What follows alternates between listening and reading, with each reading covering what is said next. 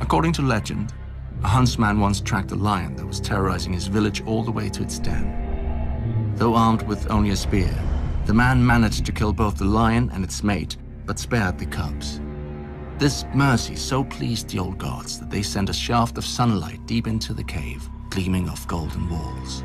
The hunter became a miner and built a ring fort to guard his new wealth. Nobody ever asks what happened to the cubs. Maybe the gods forgot about them and they starved. Maybe there never were any cops or lions or hunter. Doesn't matter. Someone found enough gold in that cave to buy whatever truth he wanted, along with a castle that he'd name after his new family, Casterly Rock. Thanks to that gold, Casterly Rock soon became the largest, wealthiest, and best defended castle in Westeros.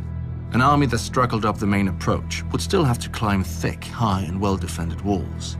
Should they choose instead to lay siege, the sea helpfully carved a massive cave beneath the castle, which over time became a private port complete with docks, wharves, and shipyards. And so, to this day, even with all the gold in Westeros to tempt invaders, Casterly Rock has never fallen. At least, not in battle. The castle is sadly all that remains of its namesake family, the Casterlys. According to another legend, my ancestor, Lan the Clever, swindled the castle from them. The most common story is that he found a hidden cleft in the rock and snuck into the castle. At night, he whispered threats into sleeping ears, howled in the darkness, planted one brother's treasures in the room of another, and so forth. By the end of his games, the Casterlys believed a demon was haunting their home and fled. My brother prefers a different version. Lan the Clever did find a secret entrance into the rock, but used it to have his way with the Casterly maidens.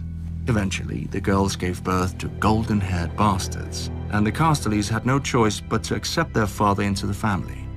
In gratitude, he changed the family name to honor himself, and House Lannister was born. The Casterlys used the gold of the rock to become lords.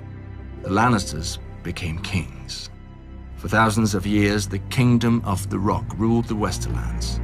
When the Ironborn became a nuisance, my ancestors sailed to the Iron Islands and returned with 100 Ironborn hostages, promising to hang one from the rock every time the Ironborn dared raid our shores. The Ironborn stayed away, well, after 20 or so. When the Andals arrived after sweeping across the rest of Westeros, we invited their sons and daughters into the rock as squires and court ladies. I don't think we ever had to hang any of them.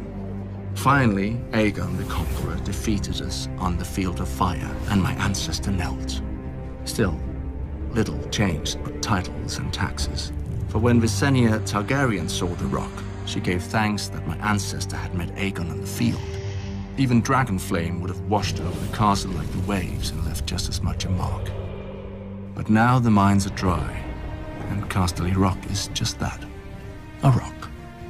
Our gold has passed into legend, just like the merciful huntsman and Lan the Clever.